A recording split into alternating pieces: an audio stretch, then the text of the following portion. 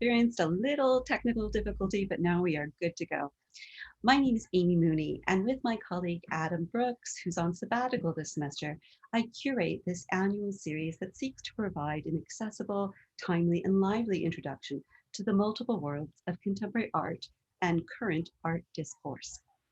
Through a diverse mix of international, national, and Chicago-based art makers, curators, critics, historians, and other cultural producers, students gain direct exposure to the rich range of perspectives, practices, and professional pathways possible for the contemporary creative. Although our efforts are focused on our students who attend these lectures as part of their curriculum, we welcome our broader communities to attend this via YouTube live streaming and to contribute to our discussion using the live chat feature. So please go ahead as soon as something strikes you, join in on the conversation.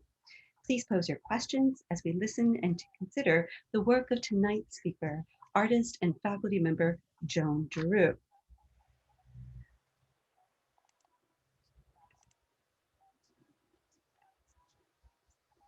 But first, let me briefly share with you an overview of what's to come this fall.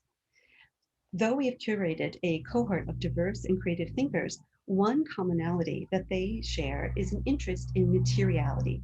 And by that, I mean a keen consideration of not only the aesthetics and physicality of the media that they manipulate and reflect upon, but also an investigation as to the historic, social, and political implications of the medium's production, sourcing, and commodification. From site-specific poetics of performance artist Jeremiah Barber to the examination of the connections between art, slavery, and colonialism in the 19th century and in contemporary practices by art historian Anna Arabinden Kesson, the fall lineup will challenge our thinking in regards to the meaning and implications of our presence in the material world. Our next speaker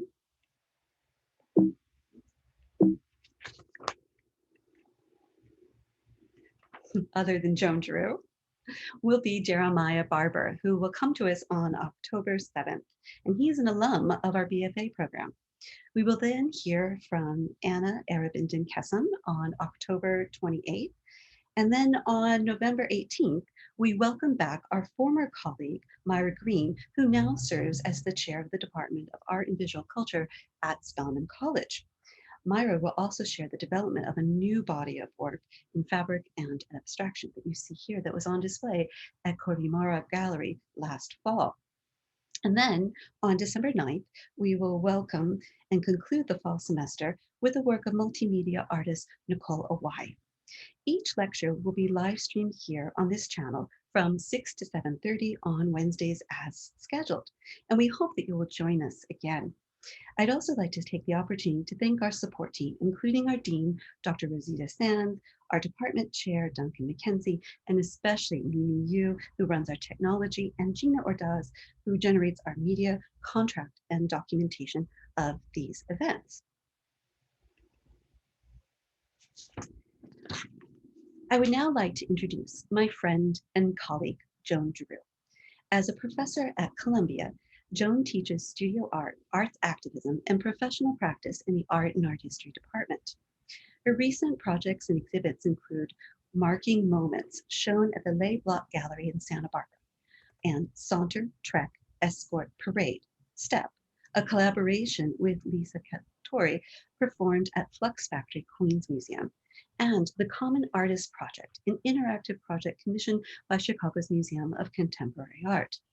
Professor Giroux's work intersects and resides in the intermediacy disciplines such as sculpture, social practice, performance, and as she investigates lost, healing, and building connections to and between people and their communities.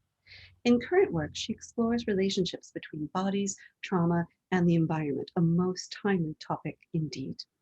In addition to practice as an interdisciplinary artist, activist, educator, and death acceptance advocate, Giroux has collaborated with curator Alice Maud Roxby on exhibition catalogs, including Resist, Be Modern Again, as well as Changing New York, Censored Realities. Giroux received an MFA from Bard College and a BFA from Parsons School of Design and studied at the Experimental Sculpture Multimedia with Professor Shinkiri to Giroux at Berlin's Hochschule der Kunst. We are excited about Joan's talk tonight, and it will include a performance with her collaborator, Stephen Cheslick de Meyer, who is best described as an author and post-punk musician working in alternative theater groups. Please join me in welcoming Joan Giroux.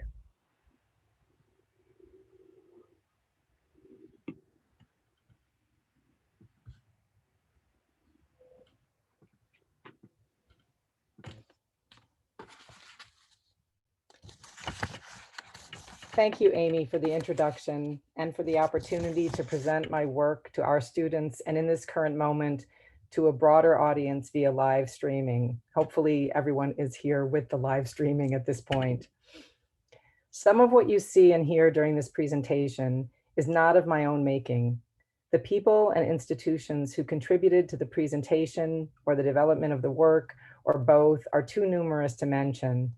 But I must here acknowledge with gratitude these friends. My longtime collaborator, Lisa Marie Kaftori, with whom I made some of the work you'll see tonight. Author Sigrid Nunes, from whose book, A Feather on the Breath of God, you will shortly hear a passage. Artist and educator Whitney Huber, who reads those words. And Ellie May, mother of 7, geriatric nurse, hospice worker, and tireless political fighter, whose life and whose essay, Summer Retreat, from which I later read, have inspired many works.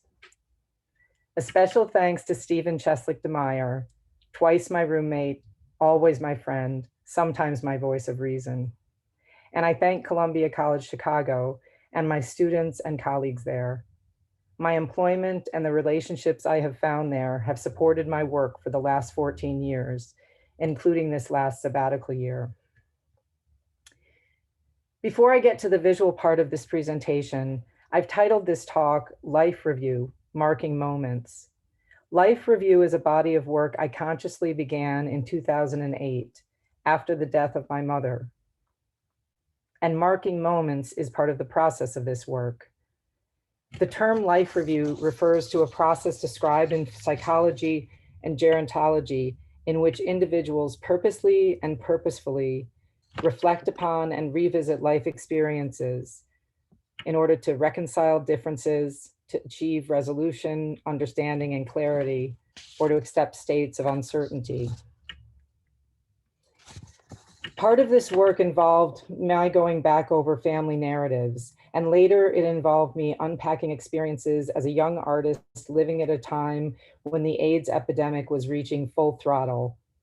As we entered into March of 2020, I could not help but think about how some of what we are experiencing now parallels then, although it is also different in some ways.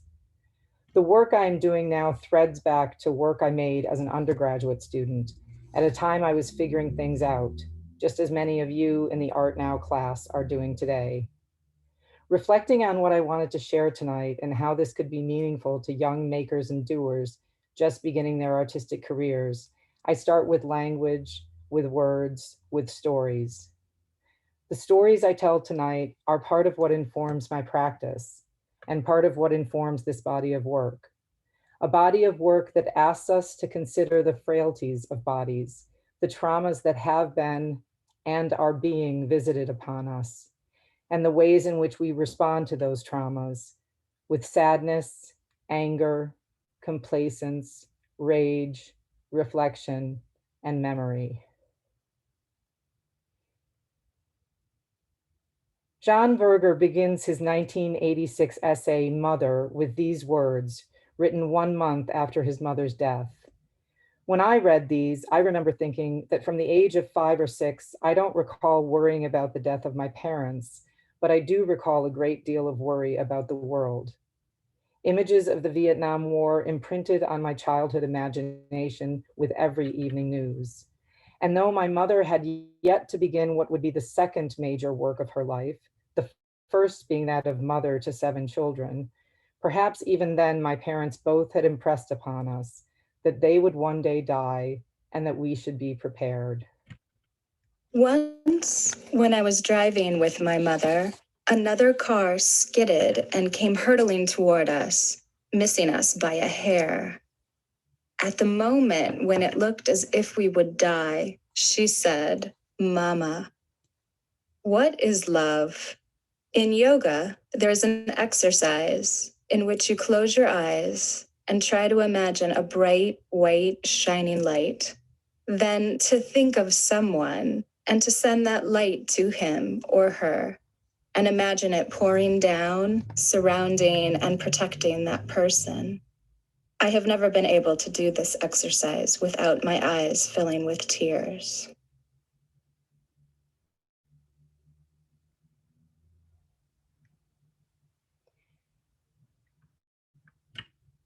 At the age of 6, I knew I would be a writer when I grew up. I would work as a journalist during the day and write novels at night. With the first work, I would report on man's inhumanity to man, and with the second, critique and construct alternatives to this reality. My imagination, sparked by media images of the Vietnam War and my family's active engagement at the Syracuse Peace Council, confirmed that it was mostly men inflicting the traumas, waging wars, polluting the environment, and subjugating women as sexual objects or beasts of labor. It would be years before I read Charlotte Perkins Gilman, Susan Griffin, or Adrienne Rich, but I knew already that patriarchy was up to no good and the world was suffering for it. In art school, one instructor continually reminded us that a painting is pigment on canvas or wood or plaster. And when I spoke of my concerns about the political and social climate of the time, she would ask me, "How do you make a painting about that?" To which my answer eventually became, "I don't." I became dedicated to the making of things, of spaces, of experiences. In one drawing class assigned to create a freestanding drawing, I discovered that my impulses were rooted in reality and in a kind of concrete making of objects rather than illusions. Later that year, with the assignment to make a book, I built a box with 8 compartments, which I thought of as chapters. The handle of each passed through the cover, terminating in a hook, upon which I hung gauze dipped in acrylic gel. The composition of this box, with hinges opening compartments in different directions, was inspired by a theatrical version of the cemetery scene in Thornton Wilder's Our Town. For the viewer interacting with the piece, a certain discomfort might arise in recognizing their own part in hanging each gauzy figure. I titled the piece Community Reliquary, Community Gallows. That piece gave rise to the first installation I created, culminating the spring of my junior year. Working towards the piece, I made a number of silkscreen monoprints, or serigraphic drawings, as I would come to call them, imagining and visualizing objects that would be a part of the installation I was planning. Making these was a way to keep my mind focused while figuring out logistics.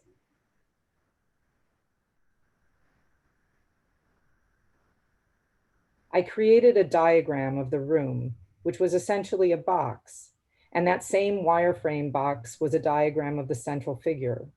Each frame that I drew centered in more and more on an abstraction. I mailed 70 prints to friends, classmates, teachers, inviting them to join me that day and to bring their invitation. In the room itself, I created a grid that would change during the day as people came and went. Entering the painting studio, visitors saw a room built within it. At the corner of that room I had constructed, sat perched upon a stool, a small black and white television. The image on the set was not clear, but when skirting the room and viewing from the other side, the visitor encountered a kind of execution chamber. Hanging from a gallows, an industrial meat hook encased in a block of ice. A video camera in the far corner was trained upon a small detail of the scene. Sawdust blanketed the floor, ready to catch the spill, not of blood, as in the slaughterhouse, but of water. I'd been exposed to those media images of the Vietnam War, but in my gut, these were just details of a bigger scenario. and media could not possibly reveal the extent of the carnage. The meat hook, the gauze wrapped around it, and the ice melting through the day, only details of which were viewed through the screen, were as stand-ins for this carnage, for these traumas, for women treated as pieces of meat, and for those experiences of which we are only afforded small glimpses. Looking back on these pieces now, I recognize a rage of sorts and a sense of violence being visited upon the body. As a teenager who'd been hospitalized with an autoimmune disorder, losing out on some of my high school years, I'd already thought a great deal about mortality and life's being cut short. At art school in New York City in the early 80s, it was truly happening. I remember my first recognition when one of the seniors, a bit older anyway, made a piece about AIDS. He died some few years later. In 1990, when David Wojnarowicz would make his untitled One Day This Kid prints, I was already caring for a friend who would die of the disease. I recall at the time my anger at the shameful behavior of politicians and policymakers who would profess their supposed Christian values while allowing fear, prejudice, and self-interest rule their decision-making in contempt of others, in judgment, in hypocrisy, and in shameful disdain for human life and public health. Though decades have passed, my rage resurfaces today as we collectively experience such disdain amplified 1,000-fold. In a May 1st New York Times op-ed titled, "Where are the photos of people dying of COVID?" art historian Sarah Elizabeth Lewis reminds us not only of the power of images, but also that, and I quote, "Statistics alone, however clear, are not historically how we have communicated calamity on this scale. There is an inverse relationship between high numbers and comprehension. It is much harder to picture tragedy of the kind we are now witnessing than it is to visualize one person in pain or an image that connects with the familiar aspect of the human condition, what psychologists have termed the, quote, identifiable victim effect." As the daughter of a geriatric nurse, the youngest of 7, I had grown up hearing about and witnessing illness, death, and dying, and also hearing stories of those abandoned in such moments. Again, the relationship to today is not to be missed. I felt a growing imperative to create images that could call attention to dying as a part of and an aspect of living, albeit with a somewhat gentler hand than that of my 20-something self. In 2020, this imperative grows. May 6th, 2008, 13:30. Sitting in that hospital room with my sister Ruthie, I set the last marks to the page. This was the last drawing I made of my mother after she died. And now I would like to actually read a short passage from John Berger again, from a different essay that he wrote called Drawn to That Moment. And this essay is written shortly after his father died. And he talks about when his father died recently, he had done drawings of him in his coffin.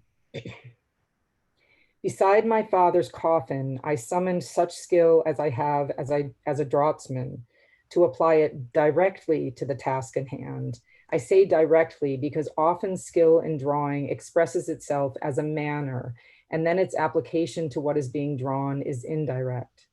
Mannerism in the general rather than art historical sense comes from the need to invent urgency, to produce an urgent drawing instead of submitting to the urgency of what is.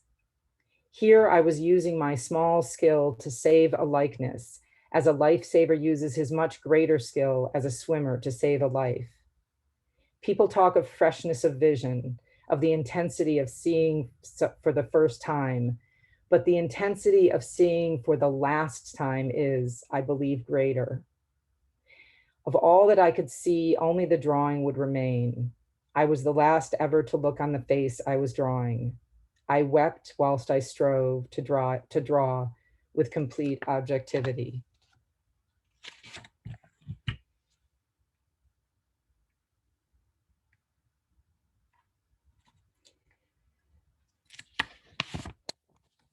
And though a bit out of character, I here confess, I stole that blanket from my mother's hospital bed. Her last blanket, that comfort, became a shroud upon which I felted that last drawing, with fleece from my sister Mary's alpacas. After my mother's death, like Berger, I too turned to my work, but shaping objects rather than words. I constructed spunk and pluck commended to grace, a life-size hospital bed made out of clear acrylic. The headboard, footboards, and side rails were etched with words from 3 generations of women in the family. My mother's words from her essay, Summer Retreat, on the headboard, phrases from an essay my niece Jessie wrote about her grandmother on the footboard, and excerpts from the eulogy I gave for her on each side rail.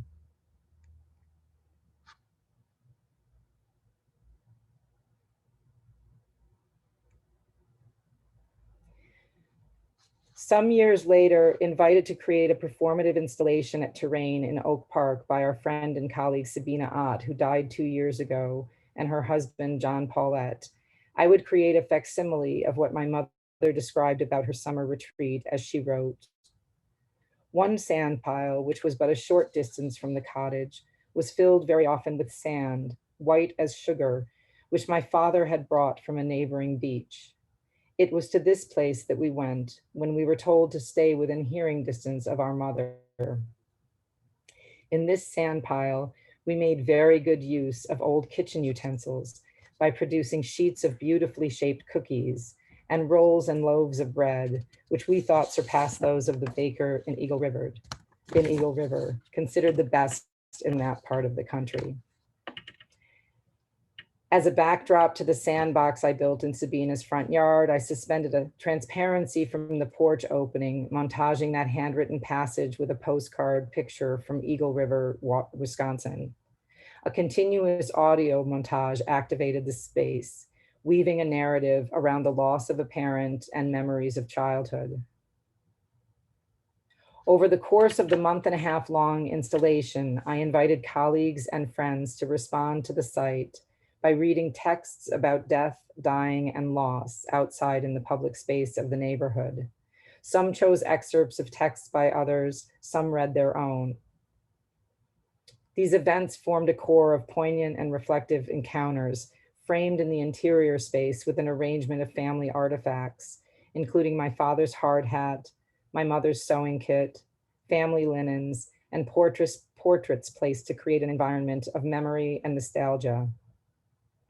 At each event, I baked sugar cookies from my mother's recipe, gifting the audience with her nurturing. In 2015, I hired a colleague in the fashion department here at Columbia College to remake as closely as possible the nurse's uniform my mother wore in this 1944 photograph in front of the Collar School of Nursing in Rochester, Minnesota. The photograph and the object hung on the wall in the Take Care exhibition at the Weinberg Newton Gallery in Chicago in 2017. And here I am showing you the gallery before a performance that I'll speak about in a minute, where I showed once again, May 6th, 2008, 1330, against a backdrop of the wallpaper from the kitchen of the house that I grew up in, and the photograph of me from behind wearing my mother's nurse's uniform remade in 2015, and my mother's linen nursing cap.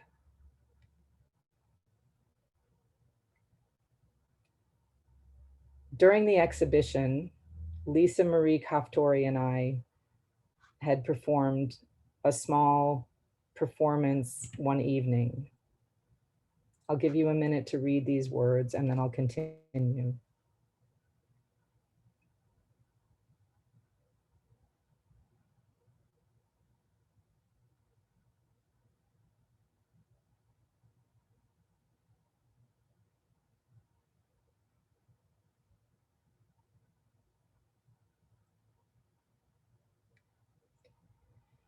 During the performance, Lisa and I carried the parts of a bed into the space, reading from cards that were prepared with those words.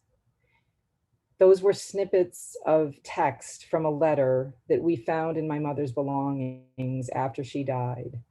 It was a letter written from a doctor in Oak Park to a doctor in Chicago. After he had examined my mother, at the time a year old, when her mother, my grandmother, had brought her to Chicago from Wisconsin. At the time, the mole on my mother's neck was interpreted and diagnosed by the doctor as a mole that would certainly grow into cancer and that would kill the child. He told my grandmother not to bond with my mother. And so for the years of her infancy, my mother missed the touch of her mother, my grandmother, because she had been told by the doctor not to become close to the child, as the child would certainly pass. It has always been my belief since then that the reason my mother became a nurse was to make up for the absence that she experienced in her own infancy.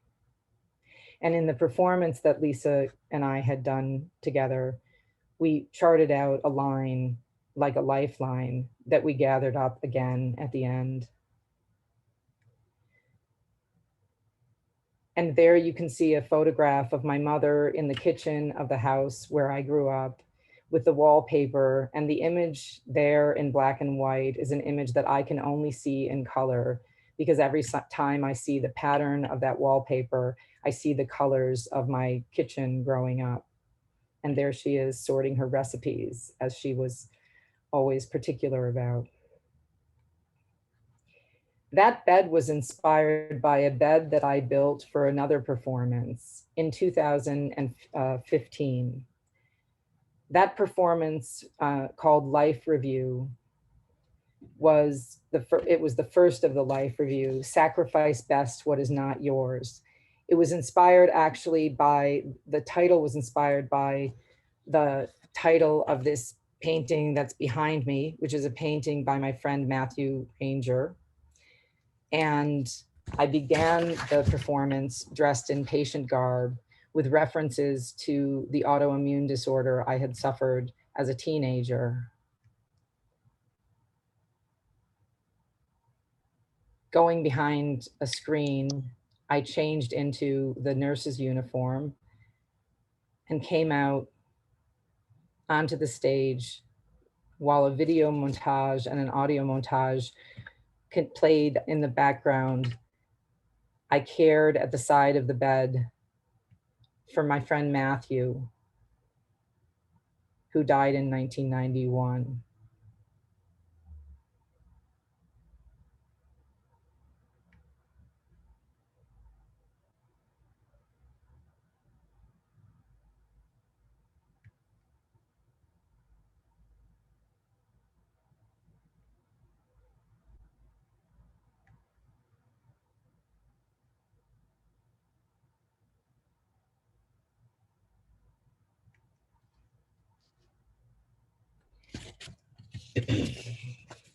Later, in a different performance at a gallery in Buffalo, New York, I did a performance called Opening Space, Conversations About Death and Dying. And in that performance, which was part of an exhibition called Ill at Ease, Disease and Art, and I was initially dressed in scrubs and read from a book, Final Gifts, which was a book that I purchased when I underwent hospice training. I then changed into the nurse's uniform, but before I did so, I handed out cards to the audience.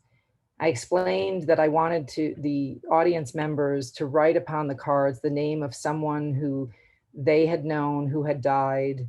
What were the signs that the person was ill or that the person would die soon? What were the causes? What was the year?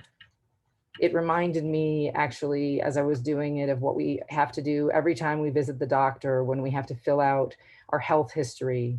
And it reminds us again and again and again of all of the frailties of our own bodies. Even when the doctors already have it in their computer, they ask us to fill out these forms. And at the bottom of the form, I asked the people in the audience, if they would give me the permission to use this in my work. And you'll see in a minute from my sabbatical what I did in that case. The objects that are on the table or the pedestal at this point are objects for the performance of last rites. I was raised Catholic, and my mother, who was a geriatric nurse and a hospice worker, had all of these objects with her that she carried with her to her work. I had prepared cards, one with the story of my friend Matthew, one with the story of my friend Margie's mother, Helen, one with the story of Beth, a family friend who died as a 20-something in a car accident, and one of Mark, the uncle of a student of mine. I asked people in the audience to come and read from these cards.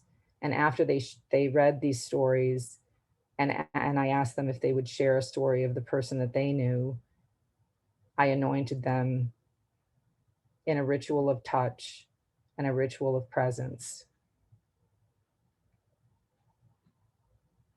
And at the end, changed back into my street clothes, I gathered the cards from the audience and took them away.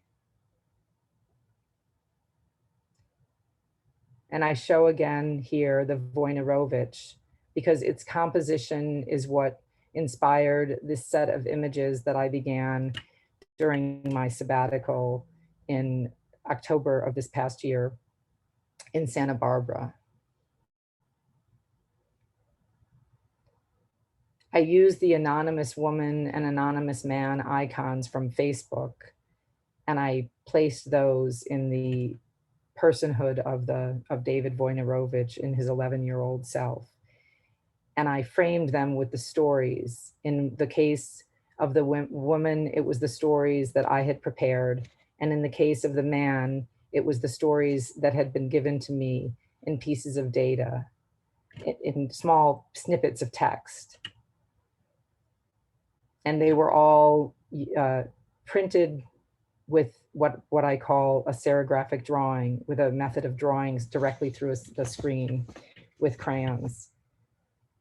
Raina, remembering Raina, weakness, lethargy, cancer, tumor on cheek, 2016, Buffalo, New York, swelling on her left cheek, odor from her mouth, change in overall hygiene, remembering.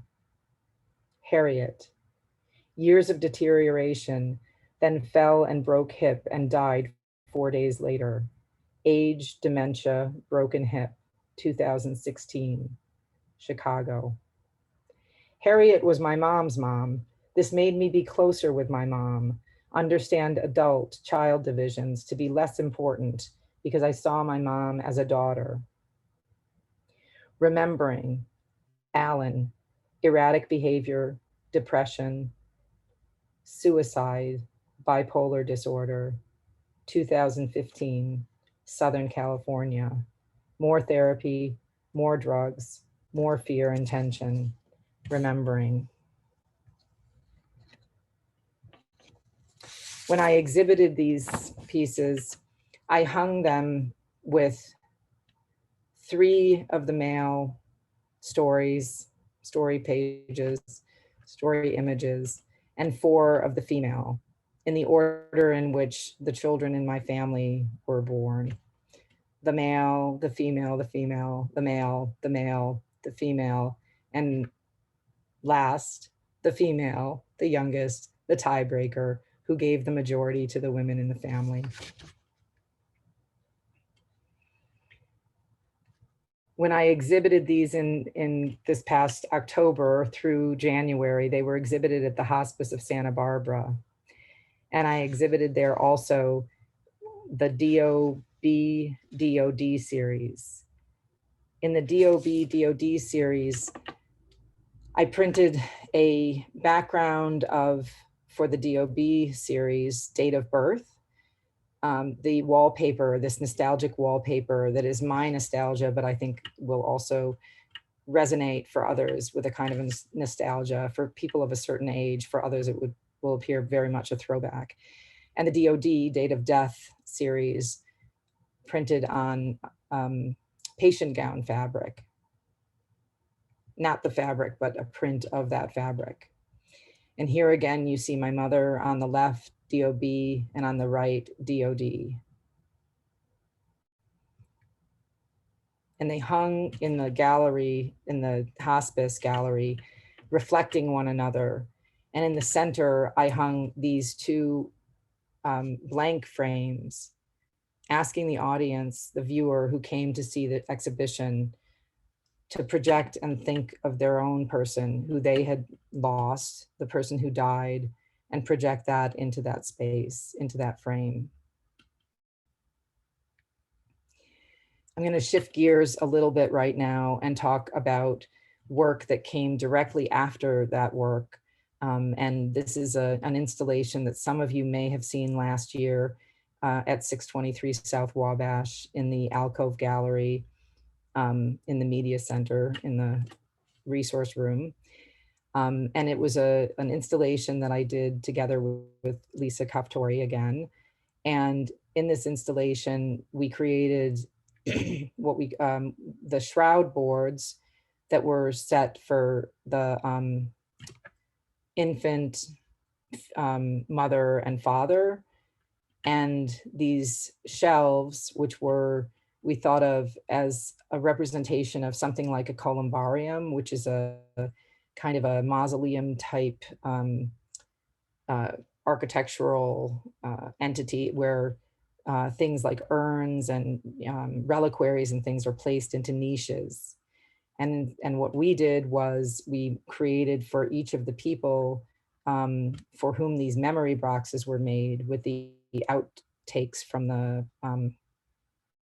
prints that I had done. We created these clamshell boxes, and we created memento moris, or still lives, for each of these people. It included my mother, my friend Matthew, my friend Gerhardt, Lisa's mother, Lisa's friend Mitch, who also had died of AIDS, also in the 90s, and Stephen, Cheslick DeMeyer's mother, also. And after we exhibited it in Chicago, we brought the installation to New York and installed it in New York in an apartment.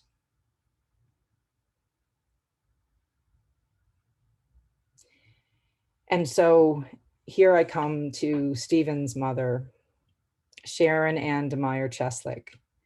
Stephen's mother was born the same day I was, although much earlier. In 2017, I had been invited to do an exhibition of prints at the University Club of Chicago.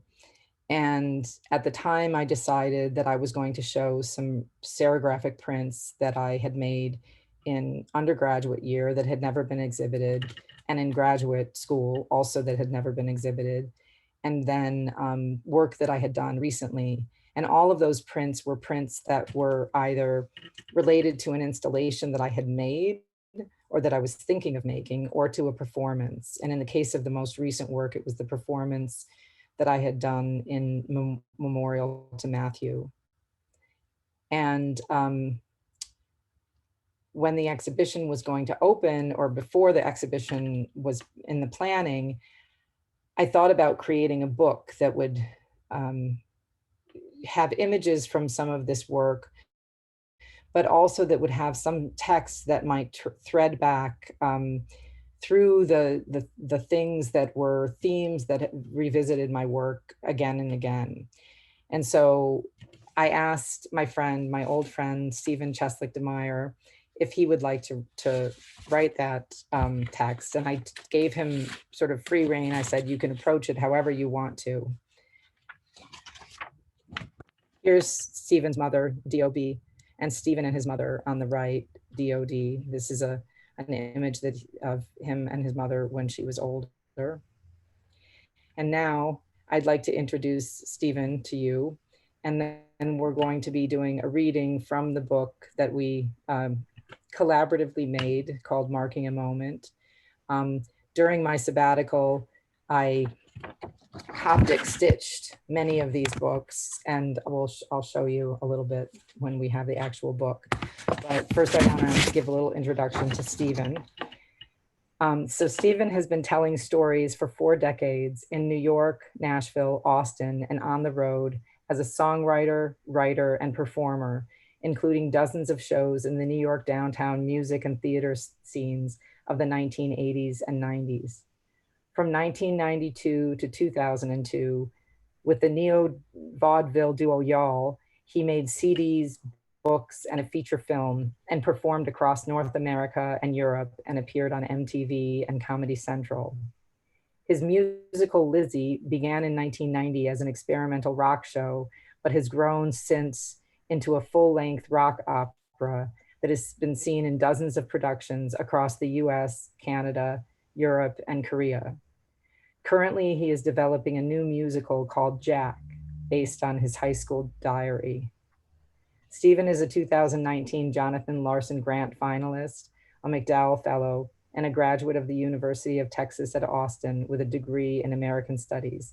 And for more information about Stephen, you can go to stephencheslickdemeyer.com. Also, if you would like to read the text in its entirety, if you Google Marking a Moment, Statorec, which is statement of record, Statorec, you will find the text in its entirety published on the internet. So I'd like Stephen to talk a little bit about his approach to the book, and then we will begin the reading. So for the text, I wanted to write something that would have the same quality of like the present being in dialogue with the past, the quality that Joan's exhibit of prints had. And when I started to think about then and now and the span of our friendship, my friendship with Joan, I realized I had this drawer full of letters from Joan that spanned the 80s into the 90s, but mostly the 80s. Because during that period of time, we were roommates and we were both based in New York, but we were both also leaving for periods of time. So we would carry on our friendship by letters when we were separated. So what I did was I took excerpts from those letters, and those kind of form like a direct path back to that time. And then I alternated those with my own recollections, my own memories of that time in New York and our friendship. And that's what became the text of the book. So this is an excerpt from Marking a Moment.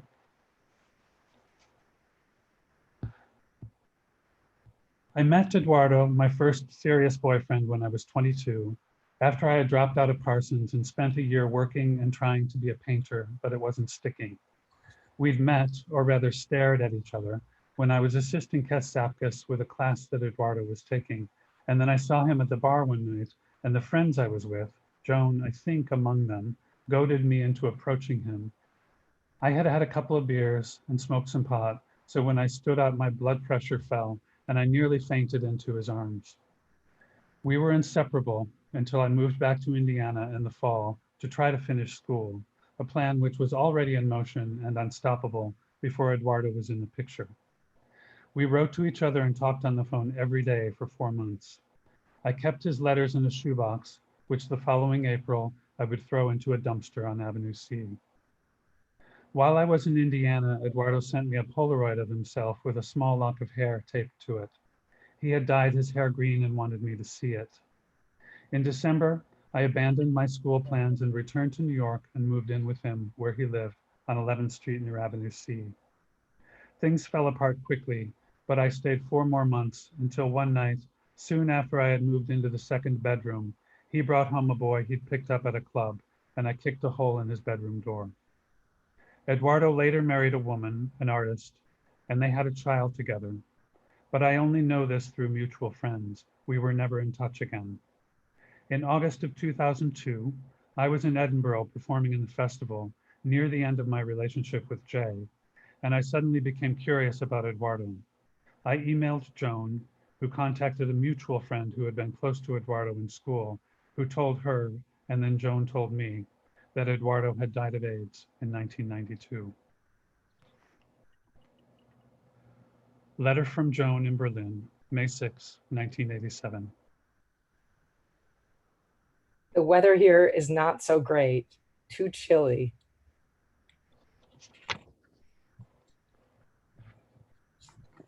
After leaving Eduardo, I lived on Pitt Street near the Williamsburg Bridge in a very small railroad flat. It was the first time I'd seen one of those door locks that consist of a metal pole braced against the door with the other end anchored in a divot on the floor. One night on my way home late in the rain, I saw, or maybe heard first, a kitten on the stairs leading up to the entrance of the church on Pitt between Rivington and Stanton. He was quite small and it was raining, so I took him home. He had something black, tar, I think, spattered all over his face, which took me several days to remove, bit by bit. I named him Honey, and he lived with me until he died 15 years later. Letter from Joan in Berlin, August 24, 1987. I have so many things to tell you. If you were here, how many hours would we sit and talk? How many Kleenex would I moisten? How many times mightn't I ask you for a hug? I moved my things out of X's apartment the other day into U's apartment. As I packed, I listened to the cassette of songs I had recorded for X. I feel as though I can't come back to New York, or rather leave Berlin, until I get something accomplished here. I'm so sad and feel very small. That New York Times article, Rare Cancer Seen in 41 Homosexuals, usually taken to be a declaration of the beginning of the epidemic in the United States, appeared on July 3rd, 1981. I moved to New York from Ohio in late August. Letter from Joan in Berlin, July 1987. It finally got hot yesterday and today. It's not even as bad as New York, but felt awfully, unbearably hot because it was so unexpected. I'm sitting on the balcony writing this. Did I ever tell you that we live on a canal? In the summer, the boats ride by. It's fun to see them. Though there were certainly people with HIV all around me, I had no idea of it for months, years in a way. My art school friends didn't talk about it. And even as we became aware that it was near us, that it was deadly, that people were disappearing, I can't say that I took it seriously, or not any more seriously than any of the other dangers our world was made of. Not at least until much later when ACT UP gave me something concrete that I could do about it. I didn't get tested until after I left B in 1989. Poverty, addiction, crime, risk, disease, outsider status, stigma, they were the water we swam in, maybe even what we came for. Letter from Joan in Berlin, September 9, 1987. I worry about my friends, about Matthew, about you, B, and I don't know whether knowing is good or bad or wanting to know or what. Since I have known about Matthew, I think a lot about AIDS, a lot about mortality. For a while, it was really very difficult. As far as finding out that you don't have the virus, of course, that would be a relief. What would you do if you found out you had it? Would you change your lifestyle, quit smoking, exercise, eat well and regularly? These are things which you can do apart from waiting, being a guinea pig. Matthew is a guinea pig. In some ways, all AIDS patients are. In his case, he happens to be, until now, and hopefully for a long time coming, one of the guinea pigs who responds well to treatment.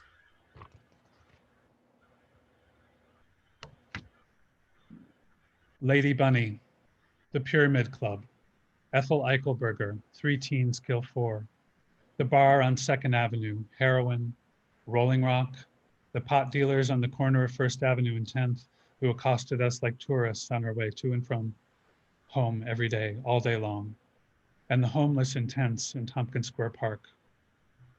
The hippie grocery store on 1st Avenue, and Angelica, the herb shop next door with long shelves of great glass jars full of dried echinacea and golden seal. The 2nd Avenue stop on the F, the 1st Avenue stop on the L, the post office on 14th Street where you never waited in line for less than half an hour, and at least 50% of the time they'd lost or beaten the shit out of your package. Leshko's for chicken livers, Odessa for meatloaf and gravy, Kiev for 250 pea soup that came with 2 thick slices of challah bread, the bakery next door for Hamantaschen. Letter from Joan in Berlin, September 9, 1987. I feel a bit numbed at the moment because I haven't the slightest idea how to really deal with these feelings. And so I try and cancel them out a bit. Earlier I didn't, and it was quite difficult. Joan used to use an expression, what my mother would think is real, to mean the quotidian, the bougie, the obvious, the tedious realm where everyone else lived. We rejected it all. The East Village was fuck off to the world, and at the same time an understanding that we were the only world worth caring about, the avantist of the avant-garde of fashion, music, art, ideas. On some blocks, half the buildings were bombed out, burned up, falling down, and we walked around as though we'd blown them up ourselves. Letter from Joan in Berlin, September 9, 1987. I hope you can come visit. I'm missing you, and it does help to know that thousands of miles away, you're still loving me and thinking about me.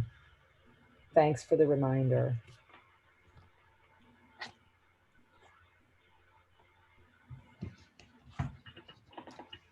So now we have some questions for Joan. Put her on the spot. I got several questions. Amy emailed me several questions that were submitted in advance by the students, and I kind of want to start with them in a kind of general way. There were some kind of motifs that repeated. We're not going to get to them all, so I'm going to kind of try to group them a little bit. But let me read these two because they're different, but they kind of concern similar things, and I think it might be a starting off point.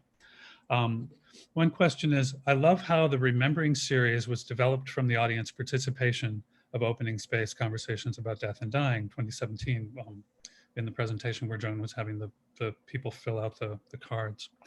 How do you think this approach involving audience participation helps to normalize loss and death in our everyday lives? And let me read that in conjunction with another question.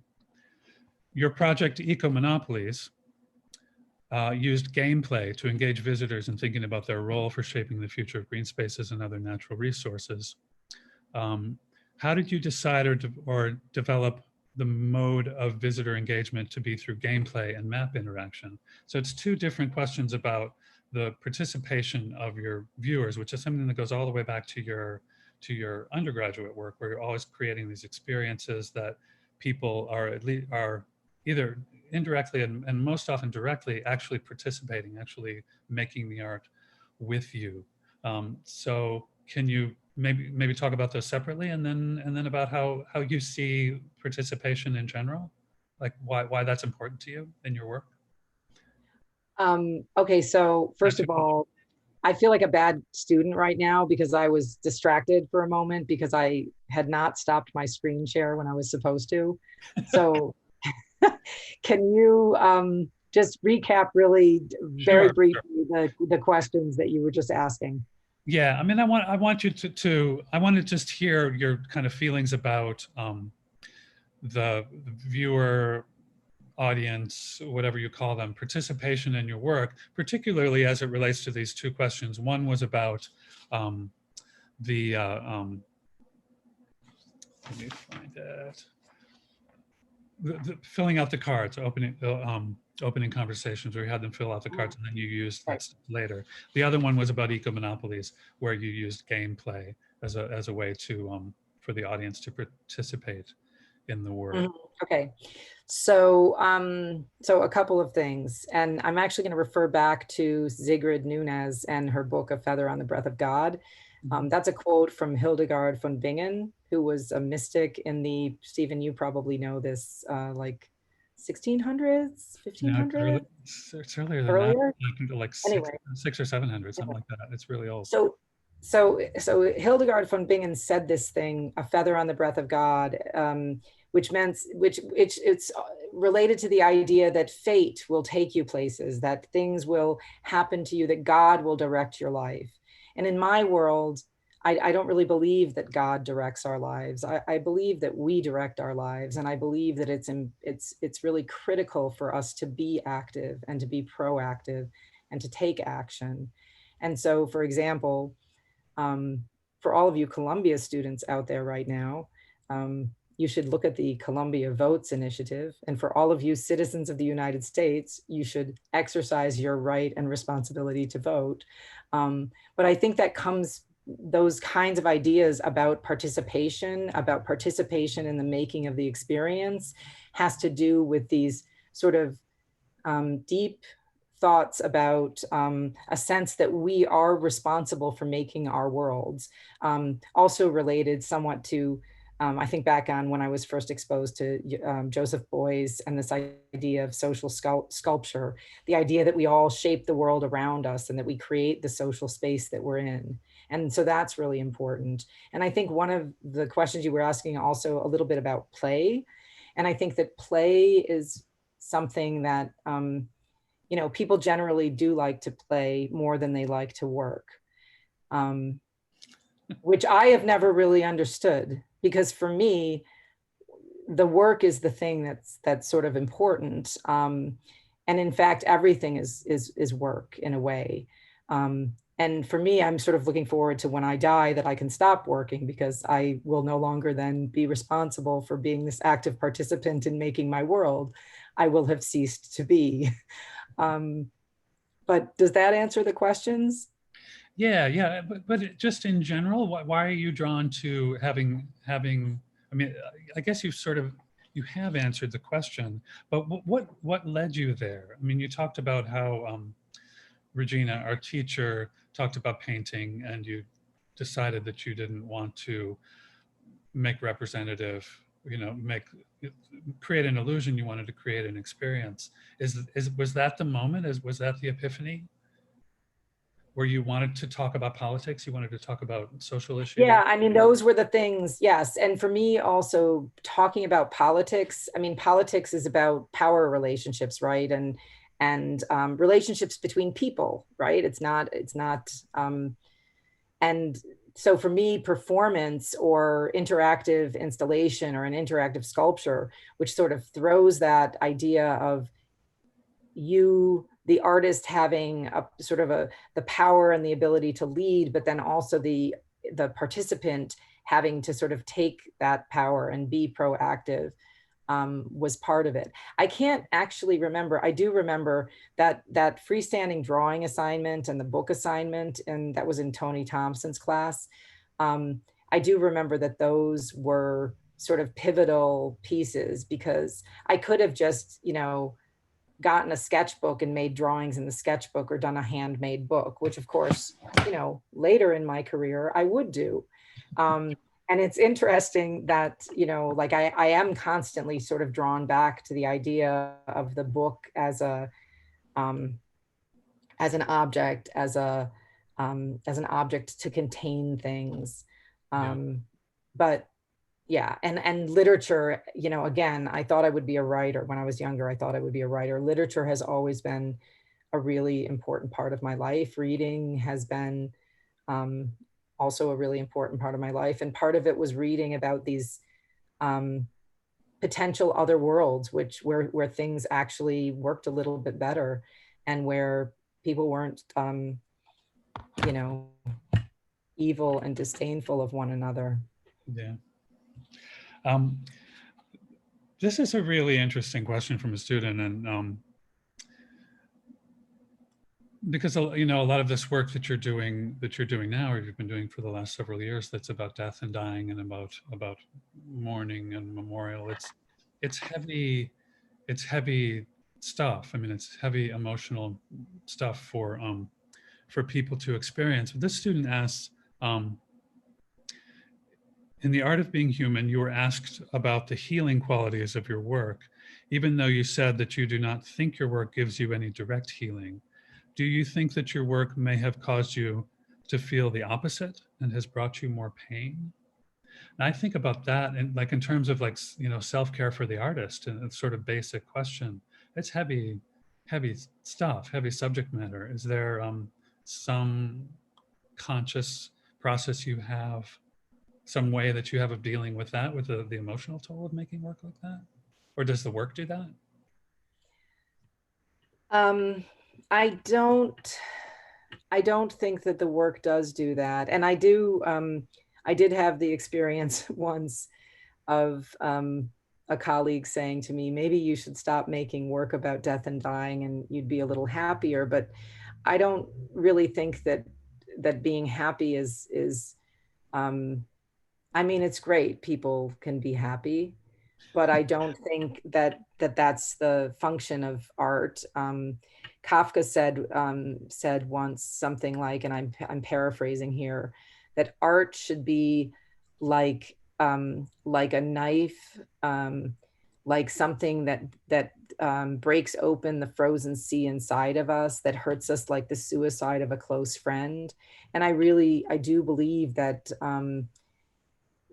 Again, back to the New York Times op-ed, we need to see those things that remind us of those pains and those horrors, in order that we then know how to not visit them upon others, not to take that. Yeah, I'm not sure I'm answering the question quite directly, but I think you are. I mean, there's a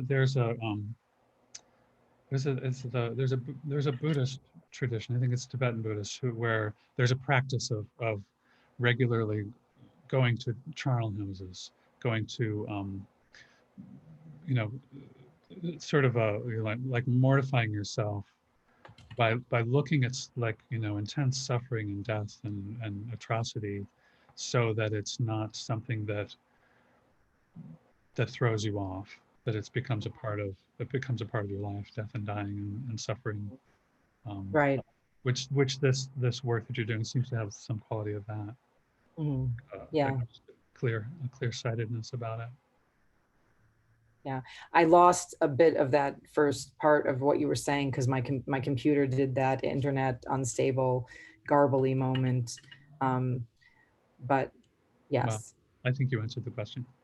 Okay, Okay. so these two questions are related. I'm going to read them both, and then we can talk about it. One student asks, in both the Marking a Moment piece and in the interview with Andrea Scrima, is that how you say her name, Scrima? Yeah. Yep. Prima. Mhm. You talk of how you lived in Berlin. Do you think your time in New York or your time in Berlin was more impactful for you as an artist?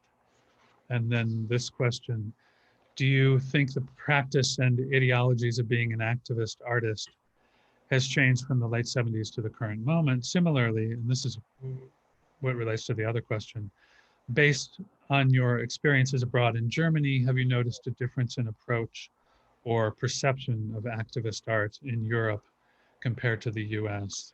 So Okay. yeah, I mean, kind of practical I'm question. totally losing internet. You're a little frozen. Are you back? I'm back, but it was totally garbly on the last part. So what I remember, what I heard of the question is the time in New York or the time in Berlin, which were they different, or was one more impactful than the other? And then activist art, that's where I kind of lost a little bit. Let me answer that first question and then we can get to the others. So, I mean, New York and Berlin were very different. And they were both impactful, and they both shaped me in very different ways. I mean, in New York, I met my cohort that we're still having our, now since, the pandemic, we've been having our Parsons Zoom reunions almost every weekend, where a group of us get together and we still have those connections. And so those were like the seeds of my sort of becoming an adult, in, sort of growing up from being, a kid from Syracuse, New York, who had no ideas about what living in the big city was, to being, a urban dweller, an international traveler, an artist who was making work. But Berlin was different as well, because, and had a lot of impact as well, because it was the place where I first began to exhibit my work. I also, I don't think I would be teaching now if I hadn't been in Berlin, because that was where I had my first teaching job. And in teaching in German to people who were older than I was, and had a lot more life experience than I. But that was a job that enabled me to then get a teaching job when I came back to the States, because I could show that I had some experience. And Berlin was also, because of Matthew, it had a huge impact. I mean, there are still people in Berlin that I know and love. Many people, several people have died. Some have moved away from Berlin. But at one point I thought that I would live there, that I would move there and live there forever. But that didn't happen. So yeah, I just think they're like, it's a little bit like apples and oranges. I like them both, but they're different, Okay, so the other question, there was a question sort of about activist art and whether it was different in the 70s or 80s or whatever than it is now. I mean, I think that art is different now, or it can be different. It depends. It depends what you're drawn to and what kind of forms you work in. But there's so many possibilities because of the internet, and now in the pandemic, I think new forms are going to actually be discovered through the screen way of being with one another. I don't think I can answer the question about the difference between the European and the United States, because it's been quite a long time since I've lived in Europe. So I don't really know. I don't have my finger on the pulse of what's kind of going on there now. Hmm. Let's see. This, what I'm not sure which to start with, because I wanted to read this in the book. There's this very cool little, it's a facsimile of a letter that Joan sent me, that I kept, and it has, Joan scribbling on the back of the envelope while she No, was, that's your scribbling. That's No, your it's- scribbling. oh, it's my handwriting. Yeah. That's all your handwriting. Yeah. And then And I actually think where it says Friday, Susan look at apartment, I think that was when you were moving out and Susan Brewster was moving in. I think she was coming over. You had been in the band with her. Which band was that? The Woods? The Woods. Or Yeah. was it the other band? No, it was the Woods. But I love all these phone Yeah, numbers and that have 7 digits. yeah, I know. But I wanted to, someone asked a question which touches on this exact issue, but I just want to read just a short, a couple sentences from this letter, this very long letter. Most of our, not most of it, but much of our conversation in letters was about these questions of like, what does it mean? I mean, we were like 22, 23, 21. What does it mean to make a life as an artist? And what are we doing? And is it important? And all those questions. So you wrote, when I hear the questions, why do you do this? What made you do this? What do you want to ... dot, dot, dot. It seems to be not only a questioning of the specific, but also a questioning which refers to the whole aspect and activity of being an artist. It is a question, as you know, that I ask myself all the time. Isn't there something better I could or should be doing? And by better, what do I mean? Because by asking the question, I imply a certain choice of possibilities, but mostly when I examine the situation, as I feel as if there is no choice. And you say a very similar thing in that interview in Stadarek with Andrea about, how you still haven't solved this question about, is this what I should be doing? And is this important activity? Do you really feel that uncertain about it after, after almost 40 years? Don't you feel like you've made a life as an artist and you're doing important work? Does that sink in?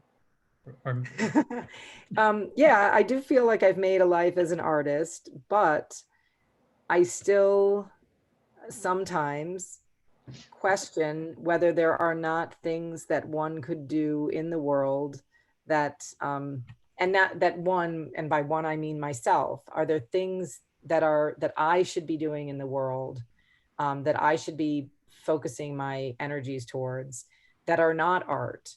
And it actually, one of my students in a little discussion forum in the class that I'm teaching right now, mentioned something, and it made me think back to the time when I thought, oh, I should join the Peace Corps because I could then do some really concrete thing. It makes me think now too about, for example, this tension between the idea of what essential work is, right? The essential workers right now, the healthcare workers, the hospital orderlies, the people who are cleaning the floors and doing the laundry in the hospital, those folks that are essential workers during the pandemic. Like, the work that I'm doing is not necessarily going to have that kind of concrete effect, but I do think it has this other effect. It has this cultural effect. And yeah, I'm torn between wanting to be more, active and in the material sort of real world. like as far as protests and like direct action. Yeah. Although I actually really do not like crowds. So that is why I can't go to demonstrations. I get quite nervous, and it's almost like a physical reaction. Well, that's what one thing that I wanted to ask you, like this sort of difference between art and activism, or activist art and just direct action, is that I have my own thoughts, but let me hear yours first, because you're the one. Like, is the reason you do art just because of your particular temperament, your particular skill set, your particular interests, or is there, do you see a qualitative difference between those two activities, and that it's all part of one kind of big project, marching on the streets or making art? Yeah, I do think it's all sort of part of the same, the same activity in a way. I kind of lost it. It garbled there in the middle for a little bit. But yeah, sorry, I lost it. I'm gonna lose on that question. Okay. Let me give you another one. Just seeing if there are any.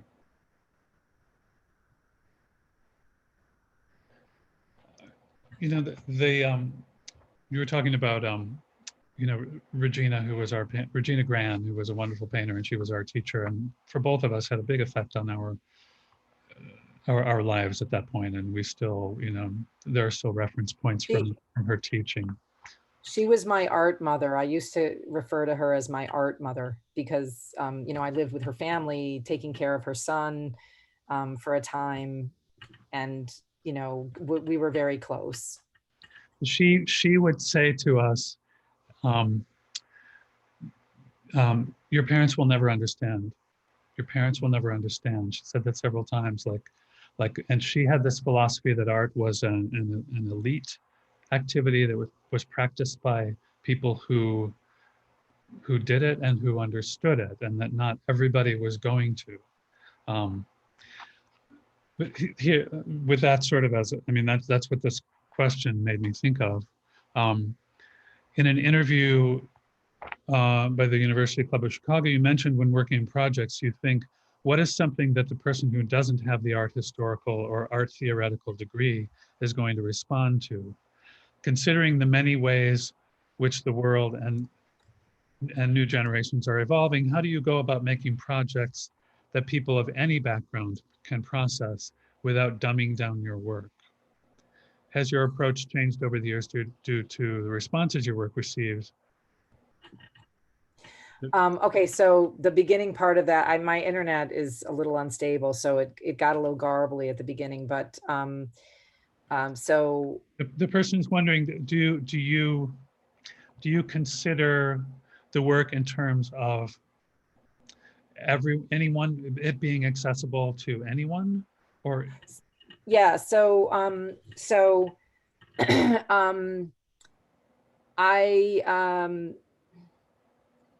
I think that I think that some of the work is not accessible to everyone. And I do think that there was some truth to the fact that my parents did not understand my work, certain parts of my work, or certain pieces that I made.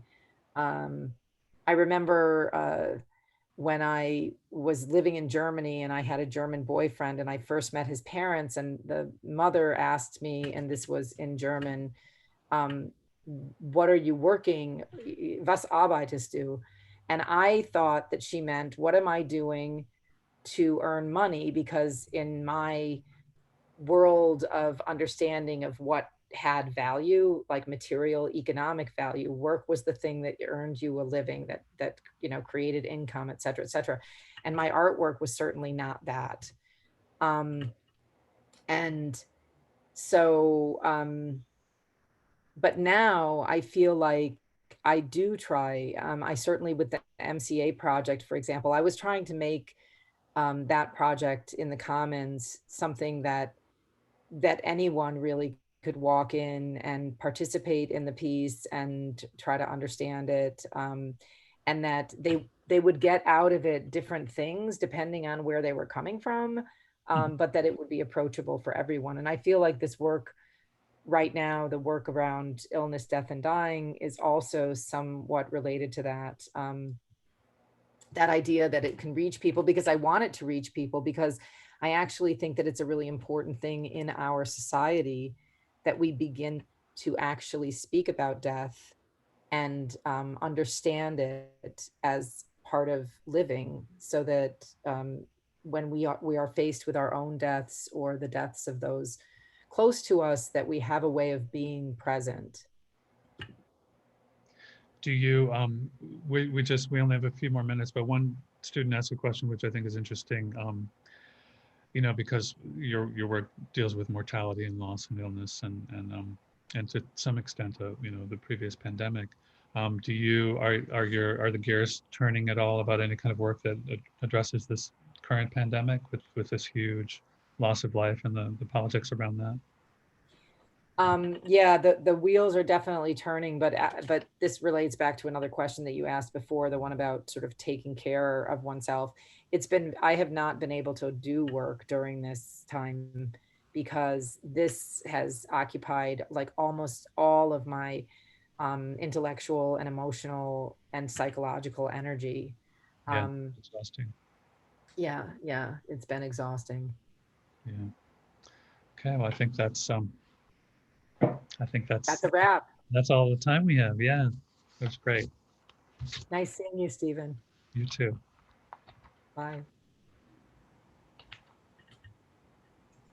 Joan and Stephen, thank you so very much for that very provocative and poignant reading and sharing of your work. It was truly moving on so many fronts, and I'm sure will inspire some continued conversations for our students. And thank you all to those who joined us for tonight's presentation. And we hope to see you again at the same channel on October 7th for Jeremiah Barber's talk titled A Handbreadth of Days. Good night.